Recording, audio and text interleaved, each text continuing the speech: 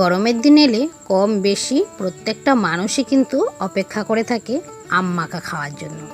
আমিও সেরকম অপেক্ষা করেছিলাম, কিন্তু অপেক্ষা করেও লাভ হয়নি। তার কারণ হচ্ছে এবছর আমাদের এখানে আমের ফলন খুবই কম, আর বাজারে পাওয়া যায়, কিন্তু এই গরমে তো বাজারে যাচ্ছি না, তো আমও কিনতে পাচ্ছি না, খেতেও পাচ্ছি না। তো যাই হোক, মেজদার অফিসের ওখান থেকে 2-4টে করে আনে মাঝে মধ্যে, সেটা দিয়ে ডাল আর টকই করতে হয়। তো এখানে আজকে দেখো আম জোগাড় করে নিয়েছি, তো কিনে এনেছি, জোগাড় করলে ভুল হবে। তো সেটা নিয়ে বসে গেছি আম মাখা করতে। আর কোথায় বসেছি জানো? আমার যে ঘরটাতে আমি এবছর সরস্বতী পুজো করেছিলাম, ভাঙাচোরা রাখার ঘর, ঠিক সেই ঘরটাকে ভালো করে আগে পরিষ্কার করে নিয়েছি, ঝেড়ে নিয়েছি, তারপরে এখানটায় বসে গেছি। অ্যাকচুয়ালি সেই সরস্বতী পুজোর পরে ঘরটাতে আর ঠিকভাবে ঢোকাই হয় না, তো সেই জন্য একটু নোংরা হয়েছিল, ঝুল পড়েছিল, সেইগুলো পরিষ্কার করে জল ছিটিয়ে তারপরে দেখো বসে গেছি সবাই মিলে আম মাখা খেতে। হ্যাঁ, তবে আমি কিন্তু সেরকম কিছু করছি না, কারণ আমি অনেকটা কাজ করে এলাম, ঘরের কাজ সমস্তটা সেরে এসেছি, বাইরে বাসতলাটা ঝাড় দিয়েছি, সেখানে প্রচুর পাতা হয়েছিল, সেগুলো পুড়িয়েছি।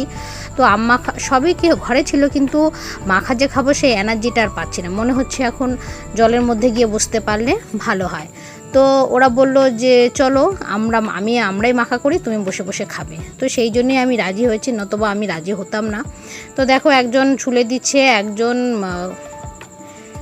কেশারিতে ভালো করে ঘষে দিচ্ছে, আর আমার বরমশাই বসে আছে আম মাখা খাবে বলে। তবে যেহেতু আলোর বিপরীত দিকেও বসে আছে, সেই জন্য পুরো অন্ধকার ভূতের মতো লাগছে, সেই জন্য একটু আমরা হাসাহাসি করছিলাম যে দেখ আমার বরকে পুরো ভূতের মতো লাগছে।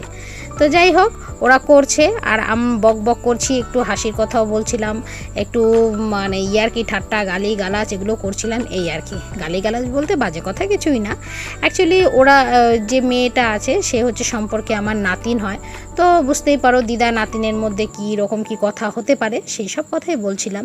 তো তার সাথে সাথে কিন্তু আম মাখাটাও টুকটুক করে হয়ে যাচ্ছিলো। তো আজকে আম মাখার জন্য নিয়েছিলাম বিট লবণ, নিয়েছিলাম এমনি লবণ, কাঁচা লঙ্কা, নিয়েছিলাম চাট মশলা, নিয়েছিলাম চিনি, আর হচ্ছে কাসুন্দি। তো কাসুন্দি ছাড়া তো আম মাখা ভালোই লাগে না, ভাবাই যায় না এরকম একটা ব্যাপার। তো যাই হোক, অসাধারণ হয়েছিল কিন্তু খেতে।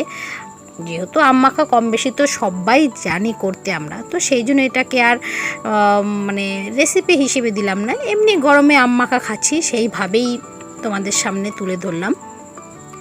তোমাদের কীরকম লাগে অবশ্যই কিন্তু কমেন্ট করে জানিও, আর কে কে এই গরমে আম মাখা খাচ্ছ, কে কে খেতে ভালোবাসে সেটাও কিন্তু অবশ্যই কমেন্ট করে জানিও। তো যখন আম মাখাটা করছিলাম তখন কিছু মনে হয়নি, কারণ তখন ওই যে বললাম হাসি ঠাট্টা ইয়ার্কি এইসবের মধ্যে দিয়েই তো সময়টা কেটে গেছে, তাই জন্য আর কিছু মনে হয়নি। কিন্তু যখন এডিট করছিলাম তখন আমার বান্ধবীর কথা মনে পড়ছিল, বান্টি। তো ও এই মাখা করতে আর মাখা খেতে ভীষণ ভালোবাসতো, ভীষণ।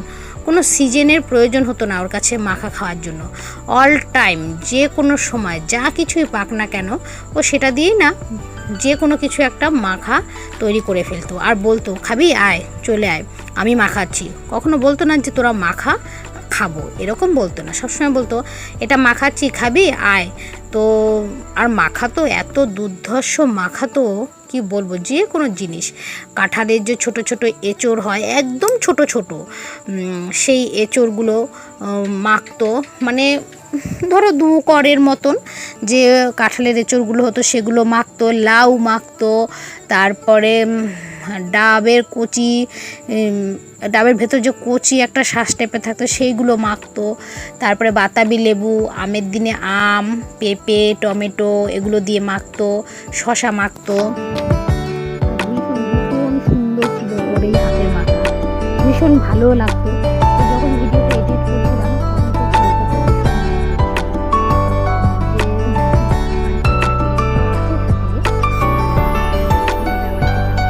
বাবার বাড়িতে গিয়ে না এখন আর হয় না, খুব অল্প সময়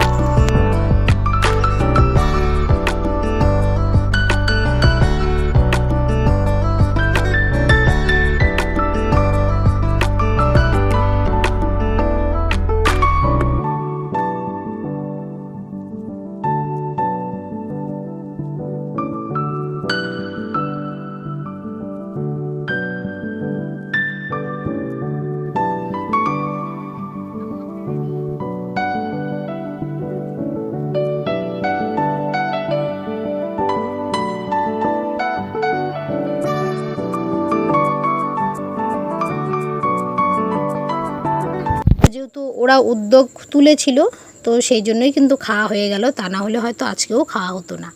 তো যাই হোক, কেমন লাগলো তোমাদের অবশ্যই কিন্তু কমেন্ট করে জানিও কেমন। আজকে ভিডিওটা আর বেশি বড় করব না, এখানেই শেষ করব। দেখা হচ্ছে পরবর্তী কোনো একটি ভিডিওতে। আজকের মতো টাটা, সবাই ভালো থেকো, সুস্থ থেকো। আর ওই দেখো আমার নাতিন কি করছে, লবণ চিনি সব ঠিক হয়েছে, ও তার মধ্যেও আরও লবণ নিচ্ছে। ও লবণটা একটু বেশি খায়, একটু না অনেকটাই বেশি খায়। তো এই যে আমাকে দিয়েছে থালা প্লেটে, তো এটাই আমি খাবো। তো চলো আমরা এখন একটু মজা করে আম্মাকে খেয়ে নিই।